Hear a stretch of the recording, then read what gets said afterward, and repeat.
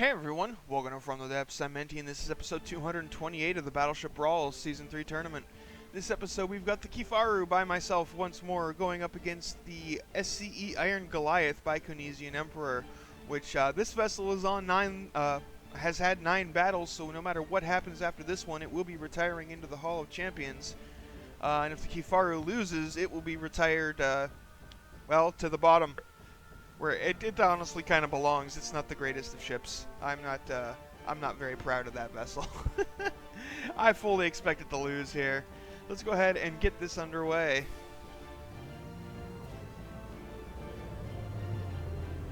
And yet, technically, the Kifaru, by the normal rules, would be facing the Nagome here, but I decided to change things up because I thought it would be more interesting to see the Iron Goliath face the Kifaru, and then once it loses, because I'm pretty sure it will, have the Nagome face the Lucky Shot. I thought that would be a more interesting fight.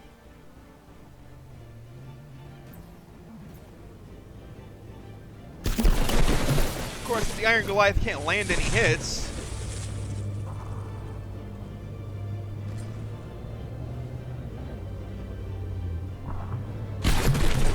Wow, the Kifaru is being really dodgy this match. Just dodging all the fire coming at it. And landing all his shots. Oh, well, not dodging that one. That blew a big chunk of the little wooden tactical hat Kifaru has.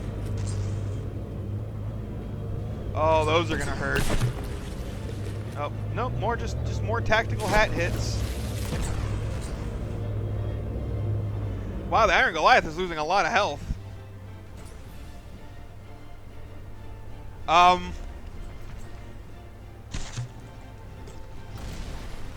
Well, geez, okay.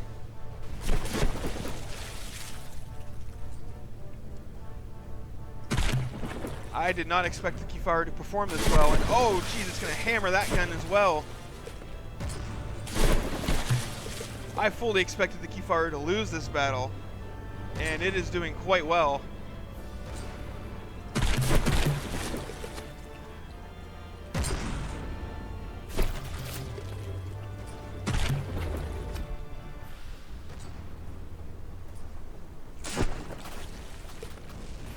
Oh wow, that gun just got nailed through the deck.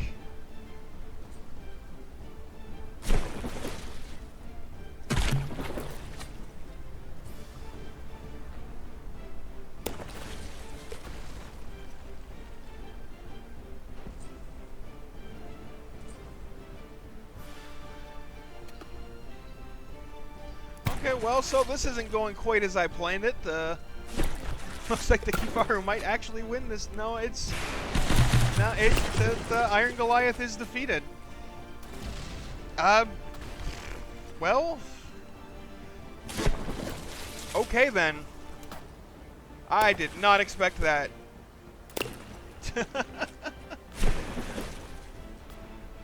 Yeah, well, alright. Sure, so be it. Completely unexpected there. Anyway, so it doesn't really matter because the Iron Goliath is going to the Hall of Champions regardless. And yeah, so we'll go ahead and do a quick cut here while we take the champion retirement look at the vessel. Okay, folks, here we are, the S3E Iron Goliath by Conesian Emperor.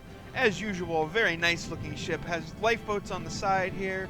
Got these little like antenna array things, a smokestack that doesn't actually vent the exhaust, but oh well. Got some spinning radar dishes. It's pretty cool. This sort of tiered design here to keep the guns off of one another, keep them from clipping. And oh, got an anchor. Duh. I was wondering what the heck that was, but they're anchors. Pretty sizable anchors. Got the I believe that's the Conesian Empire's symbol there. Yeah, I got it plastered all over the ship. Got a dual rudder set up back here with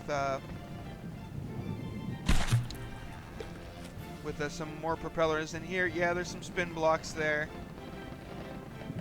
Which it's funny because you pointed out the spin block exploits on another vessel, Kinesian Emperor, and then here you've got a spin block exploit going on of your own. It's a different sort, but it's doing the exact same thing, really. It's making this propeller work when it shouldn't.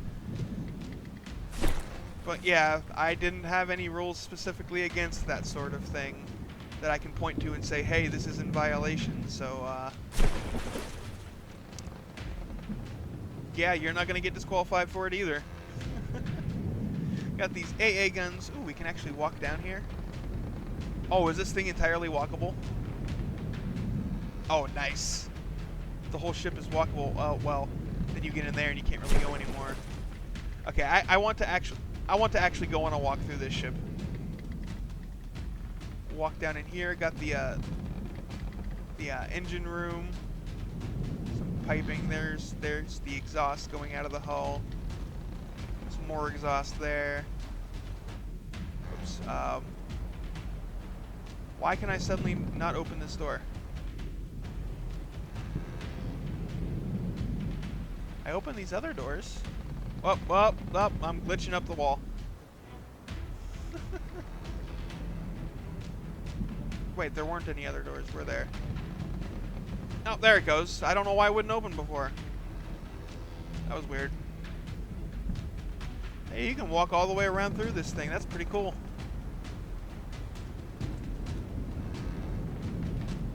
Stone everywhere. Oh, back up on the deck. Yeah, this is a very cool little vessel, Kinesian Emperor. I like it.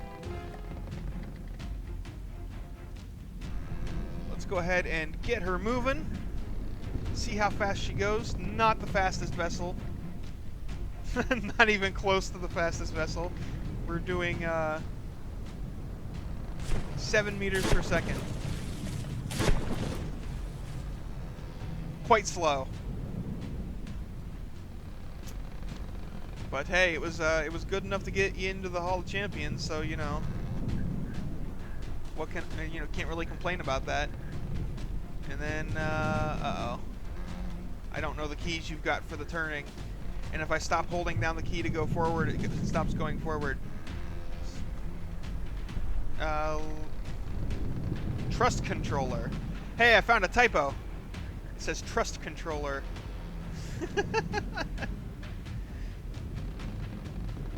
Oh, that's why, because it's just a thrust controller. Okay, that's a fire control computer. Is there an actual... I'm going to put down an actual vehicle controller so I can actually...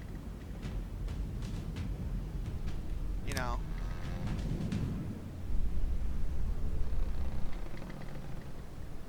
Okay, these thrust controllers are going to have to go, because they're getting in my way.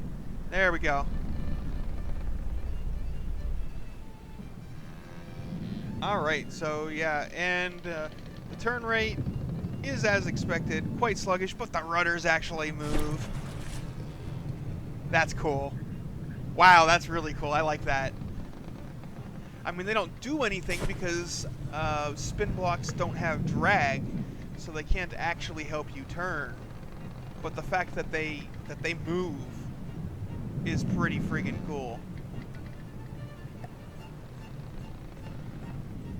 I like it. Can't help but keep wiggling that. But alright. So, very slow. Doesn't turn very fast. Not a maneuverable vessel at all. Let's go ahead and check out the armor. Got a little bulge here. So it's wood, stone, wood, stone. So, oh, that's it. It's just 4 meters of armor, seems, or maybe even only 3. Yeah, only no. There's 4. This is filled, even though it didn't look like it. So it's 4 meters of armor, 2 of wood, 2 of stone. But the outer wood is in some places slopes, some places beam. This is fairly light armor. This is definitely light armor. Unlike the Weenormus, where I was waffling between light and medium, this is definitely light. It's only 4 meters thick, and 2 wood and 2 stone is quite light. That's not going to mitigate much damage at all.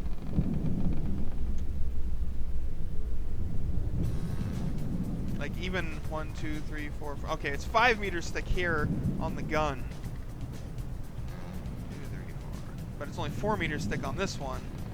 So it's not consistent, but it's pretty light armor. Let's be honest.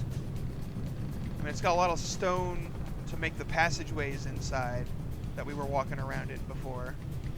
But that stone isn't really, since it's making a passageway, it's not really armor. Oh, we've got some heavy around the ammo.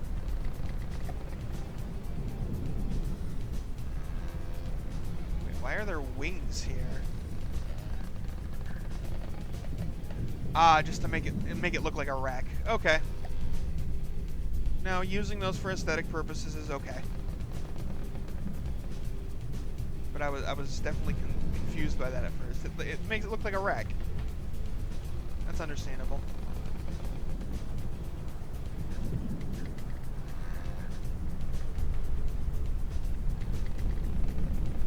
And the engine's over here, so yeah. Definitely light armor. And the guns, they are 1483mm guns with an 11.65 second reload, which is it's a decent reload time for that gauge. It could definitely be faster, but it's not slow. Let me check and see, are all these guns identical? Yes, they are.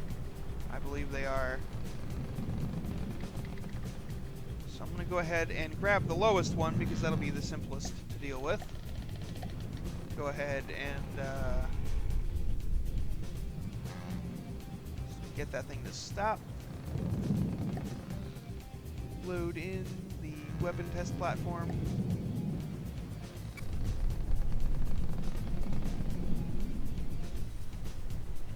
Take a look at this gun, which is a pretty sizable cannon.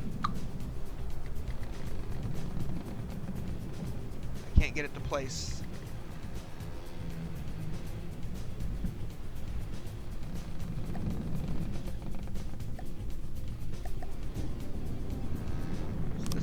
A block to sit on. Yep, that's exactly what it needed. Okay. So let's go ahead and jump over to the weapon test platform. Okay, it's not reloaded. That's the first fire. 6,000 kinetic with 47 armor piercing, 10,000 explosive. Fairly...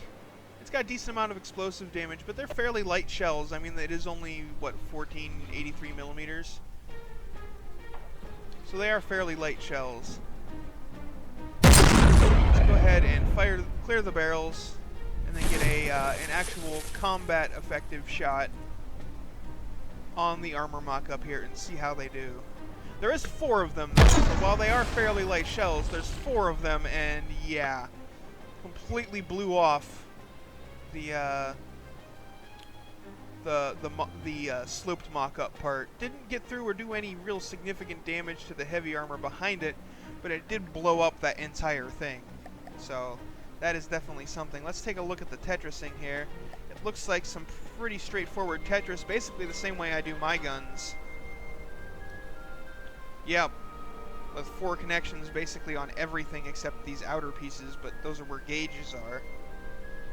Used some, looks like used... Are the sloped gauge increasers like that cheaper? No, they're all the same price. Don't know why you use the corners there. It looks kind of weird. Like if you were going to use corners, I would have expected to go something more like this. You know?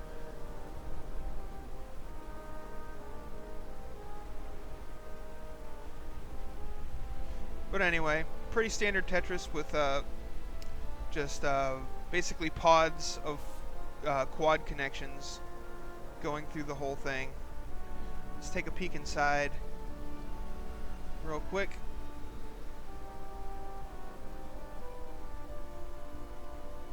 Yeah, this is very similar to how I do my guns. This is basically identical in at least in the mechanics of how they're done, not exactly in the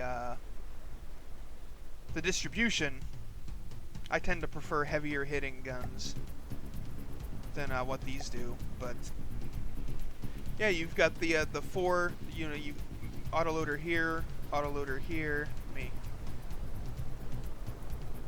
autoloader here, and you basically just got fields of that sort of formation going through the whole thing, so that every single block you put in here, whether it's a pellet, an ammo box, whatever, they all have 4 connections, and it makes a pretty compact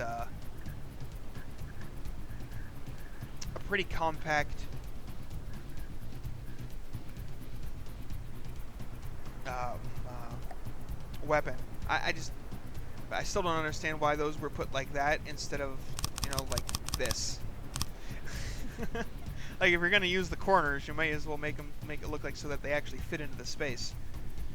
But this makes it so it's a, let's see, 1, 2, 3, 4, 5, 6, 7, 8, 9, 10, 11 by 11,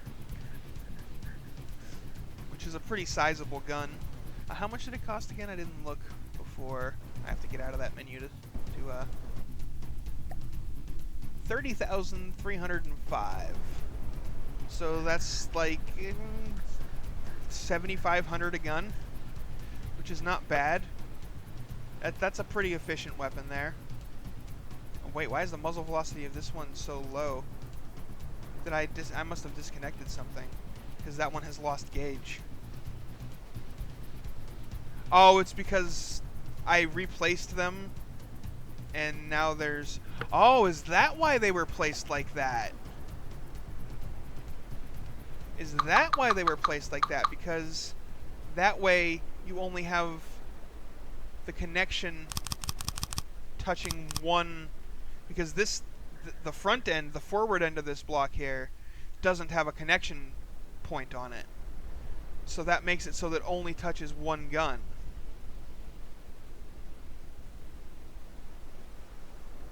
Ah, I see what you did there now. Let's go ahead.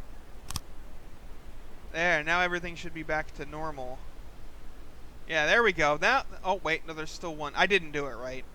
I didn't fix it. I did it wrong. But that's why it was done the way it was done. Now that makes sense. It's to reduce the number of connection points. I'm going to have to remember that, because the way I do it takes up a lot more friggin' space.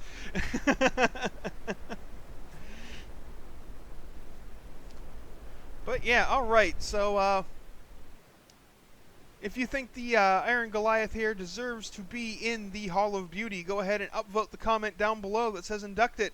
If you do not believe that's such a thing, and upvote the comment that says do not. Simple as that. Thanks for watching, everyone. I hope you enjoyed, and I'll see you on the battlefield.